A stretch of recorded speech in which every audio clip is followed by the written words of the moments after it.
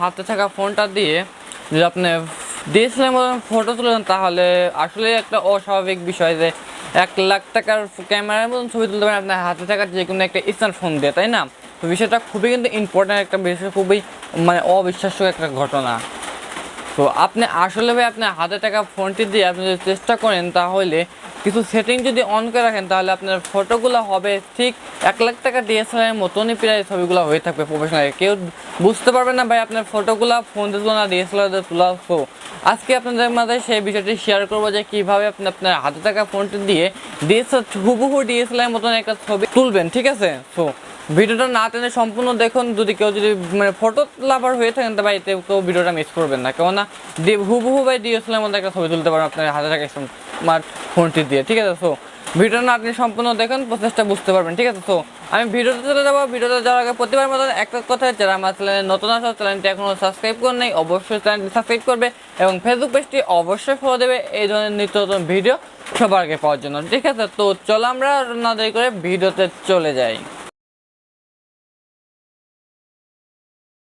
ভিডিওতে চলে আসলাম, আসার পরে এখন তোমাদের যে সেটিংটি করতে হবে সর্বপ্রথম সেটা হচ্ছে তোমরা তোমাদের ফোন প্লে স্টোরে এসে সার্চ দেবে যে photo room. So photo room লেখার পরে এরকম একটা অ্যাপস চলে আসবে। সো দেখতে পাচ্ছ আমি আগে থেকে অ্যাপসটা ইনস্টল করে রেখেছি, তো তোমরা এই অ্যাপটি ইনস্টল করবে, ঠিক আছে? তো তারপরে দেখো এই অ্যাপসটা আমি এখান থেকে ওপেন করে দিলাম।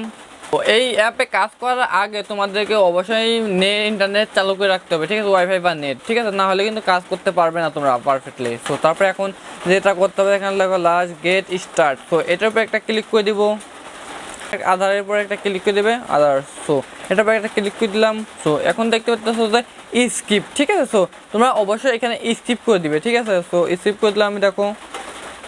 তো তারপরে এখানে দেখতে পাচ্ছ যে একটা অপশন চলে এসেছে। এখন তোমরা এখান থেকে ক্রস বাটনে ক্লিক করে দেবে একটি। সো আবার ক্রস বাটনে ক্লিক করে দেবো। তোমরা যদি ক্রস বাটনে না ক্লিক করো তাহলে তোমাদের টাকা দিয়ে কিনতে হবে এই অ্যাপটা, ঠিক আছে? আমরা তো টাকা দিয়ে কিনবো না, ফ্রি করবো। সো তার জন্য এটা ক্রস বাটনে ক্লিক করে দেবে। তো এখন যেটা হচ্ছে এখানে দেখতে পাচ্ছ স্টার্ট ফ্রম ফটো, ঠিক আছে? তো এটার পরে একটা ক্লিক করে দিবে। তারপরে এখানে অ্যালাউ চাইলে অ্যালাউ করে দেবে। তো অ্যালাউ করার পরে তোমাদের ফোনের গ্যালারিতে যতগুলো ফটো আছে তো সেই ফটোগুলা মানে প্রবেশ করবে, ঠিক আছে? শো করবে। তো আমি এখান থেকে দেখো আমি একটা ফটো আমি এখান থেকে নিয়ে নিচ্ছি। সো আগে থেকে একটা ফটো তুলে রাখছিলাম, তো আমি ফটোটা এখন নিয়ে নেই। তো নিয়ে নেওয়ার পর দেখতে পাচ্ছ আমার এখান থেকে কাজ হচ্ছে, ঠিক আছে? স্ক্যানিং হচ্ছে। সো দেখতে পাচ্ছ এখানে কাজ হচ্ছে, তো একটু ওয়েট করো। তো দেখতেই পাচ্ছ যে আমার ফটোর মানে ব্যাকগ্রাউন্ডটা রিমুভ হয়ে গেছে অলরেডি। তো তোমরা করবে কি, তোমরা এখান থেকে এইরকম একটা অপশন থাকবে। তো তোমরা একটু স্ক্রল ডাউন করে নিচে চলে আসবে। নিচে আসার পরে এখানে দেখতে পারবে যে এখানে দেখতে পাচ্ছ photo classic and photo editing classic, ঠিক আছে? তো দেখো তোমরা এখানে আমি দেখাই তোমাদেরকে একটু এটার লেখা আসবে। সো তখন তার পাশে তোমরা দেখতে পাচ্ছ 2 নম্বরটা এখানে ব্লার লেখা আছে, ঠিক আছে? ব্লার লেখা আছে। তো এটার উপরে একটা ক্লিক করে দেবে ব্লারের উপরে। তো দেখতে পাচ্ছ এখানে ব্লার হয়ে গেছে, ঠিক আছে না? এখানে দেখো ব্লার হয়ে গেছে হালকা পাতলা, ঠিক আছে? তো এখন দেখতে পাচ্ছ যে এখানে মানে ফেসটা ঠিক থাকার পরেও তোমার পিছনে ব্যাকগ্রাউন্ডটা ব্লার হয়ে গেছে, ঠিক আছে? তো এখন আমি একটু কাস্টমাইজ করে এডিট করে নেব, দেখো সুন্দর মতন করে। সো তার কারণে আমরা এখানে দেখতেছো ব্যাকগ্রাউন্ড লেখা আছে। তো ব্যাকগ্রাউন্ডের উপরে একটা ক্লিক করে দিব। তো ব্যাকগ্রাউন্ডের উপরে ক্লিক করার পরে এরকম অপশন চলে আসবে, ঠিক আছে? এখন দেখতে পাচ্ছ এখানে ক্লাসিক ব্লার। তো এই অপশনটা তোমরা অবশ্যই সিলেক্ট করে দেবে। এই যে এখানে ব্লার লেখা, তো এটার উপরে ক্লিক করে দেবে একটা 2 নম্বরটা। তো তারপরে এখানে দেখতে পাচ্ছ যে পার্সেন্টেজ, ঠিক আছে? তো এটা কত পার্সেন্টেজ রাখবা, যত পার্সেন্টেজ রাখবা ততটা ব্লার হবে। দেখো এখান থেকে আমি কম বেশি করে দিই, দেখো ব্লারটা একদম ব্লার হয়ে গেল। সো আমি মাপ মতন একটা ব্লার দিয়ে দিচ্ছি, দেখো।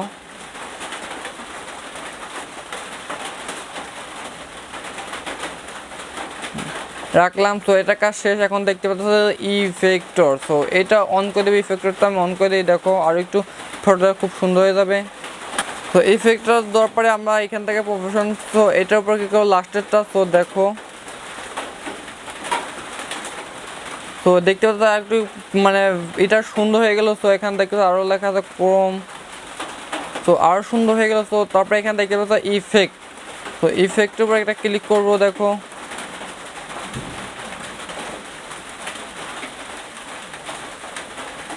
ইফেক্টের উপর ক্লিক করলে দেখতে পাবো অনেক সুন্দর অপশন, অনেক ব্লার বা অনেক সুন্দর একটা ফটো এডিট হয়ে যাচ্ছে। তো তারপর আমরা এখান থেকে মানে আমাদের ফটোর মানে এডিট করা শেষ, কারণ শেষ। তো এখন আমি ভিডিওটা ফটোটা ডাউনলোড দিব কীভাবে গ্যালারিতে। তো তার কারণে আমরা এখান থেকে দেখো একটা অপশন আছে সেভ লেখা, তো এটার উপর একটা ক্লিক করে দিব। তো সেভ করার জন্য এখানে দেখতে পাবো সেভ টু গ্যালারি, ঠিক আছে। তো সেভ টু গ্যালারির উপর একটা ক্লিক করে দিবে।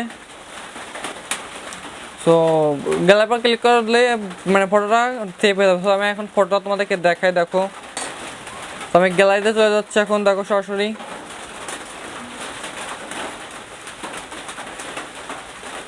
গ্যালারিতে আসার পরে এখানে দেখতে পাচ্ছ যে ফটোটা অলরেডি চলে এসেছে ফটো রুম। তো তারপর এখন দেখতে পাচ্ছ এই যে আমার ফটো। তো আগের ফটোটা দেখো ভাই আর এখনকার ফটোটা দেখো, কত সুন্দর ব্লার হয়ে গেছে, খুব সুন্দর ডিএসএলআর মতন হুবহু ডিএসএলআর মতন একটা ফটো এডিট হয়ে গেছে ফাইনালি, ঠিক আছে। তো তোমরাও এরকম চাইলে তোমাদের ফটোটা ফাইনালি এরকম এডিট করে নিতে পারো ঠিক ডিএসএলআর এর মতনই। তো আজকে ভিডিওটা এই পর্যন্ত ছিল। যদি ভিডিওটা যদি ভালো লাগে অবশ্যই চ্যানেলে নতুন হয়ে থাকলে চ্যানেলটি সাবস্ক্রাইব করবে এবং ফেসবুক পেজটি অবশ্যই ফলো দেবে। তো আজকে আমি এখানে বেরিয়ে নিচ্ছি, আল্লাহ হাফেজ। নতুন একটা ভিডিওতে আবার দেখা হবে।